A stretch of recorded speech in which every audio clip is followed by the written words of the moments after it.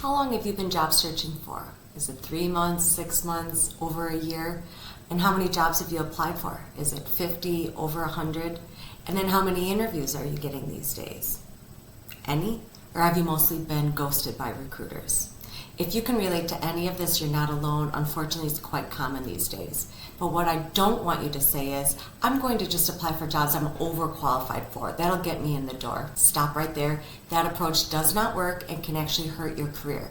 So in this video, I'm going to break down 7 reasons why this approach fails and what you should do instead so that you get the interviews and the job offers that you deserve. My name is Sarah Camillo. I'm a certified career coach and certified resume writer. I have over 15 years of recruiting experience. So in that 15 years of experience, I've seen a lot of the behind the scenes, and that's what I want to share with you today. I could simply say, just don't do it, stop. But no, that would be doing you a disservice. I want to give you some reasons why this doesn't work, what you should do instead so that you fully understand and can really maximize your job search going forward. And by the way, number 7 is not discussed nearly as much as it should be because it's a biggie. Number 1, it's simply a waste of time.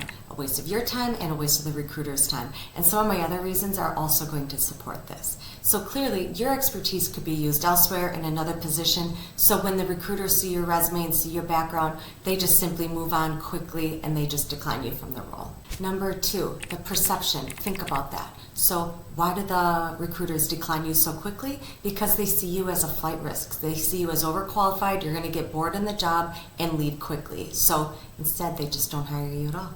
Number 3, reduced salary. This is an obvious one, but some people think, oh, I just need anything, I'll take it. But since these roles come with a lower pay, you think you're going to be okay with that, but you're really not long term. So you pretty much have one foot out the door since day one. And again, employers know that.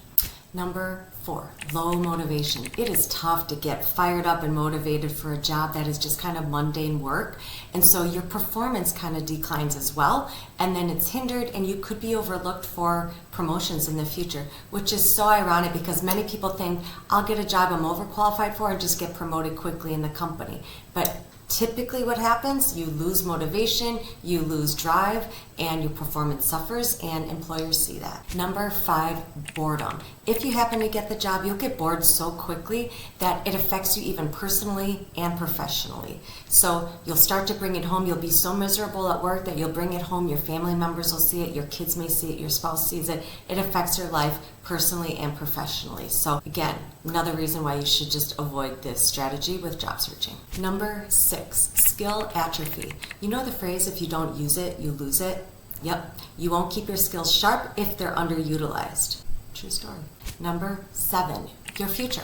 Being in the wrong role can affect your professional reputation long-term and future job prospects. Think about all the people you know that you've worked with in the past, that you've met along the way in your industry, previous coworkers, things like that. Well, people talk, recruiters talk, and word can spread. So this approach can definitely hurt your reputation and your professional future. So just think hard about that. Hopefully I've convinced you to not take the approach of applying for jobs you're overqualified for. Ultimately, it's a waste of your time. It can affect you personally and professionally, and especially your long-term reputation. So here are 3 things you should focus on instead. 1, targeted applications. You don't want to apply for just 100 random jobs out there. You want to make sure that they align with your skills, align with your experience, and align with your own career goals. Tailor your resume for every application that you apply for as well. And one other note on that is you don't have to meet 100% of the qualifications listed in the job description. Job descriptions aren't always updated. They only tell a small portion of what the actual job is. So what I tell my clients is if you meet about 70% of the qualifications, then go ahead and apply. Because ultimately, if you meet 100% of those qualifications, you're probably overqualified for the job. So you want to stretch yourself a little bit. Number 2, and you're probably going to get sick of me saying this because I feel like everybody's talking about this, but I'm going to keep it very brief. Use your network. So I know people are getting sick of hearing this, so let me break it down to one sentence. Somebody you know today can help you get your next job. Just think of it like that. Number 3, this is probably easier said than done, but it's just the way the job market is today. You have to be on point with everything. There's no room for error these days when it comes to your resume, when it comes to interviewing, when it comes to your LinkedIn, your website, and then it's even in person and following up along the way. It's so important.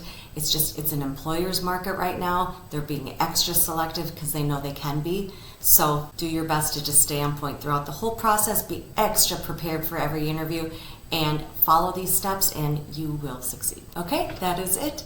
If this video was helpful, please like and subscribe so you're notified of future videos. Comment below with any questions that you have or any other topics you'd like me to discuss in future videos, or feel free to click on the link below if you want any guidance with your career, resume writing, or anything like that. Thank you. See you in the next one.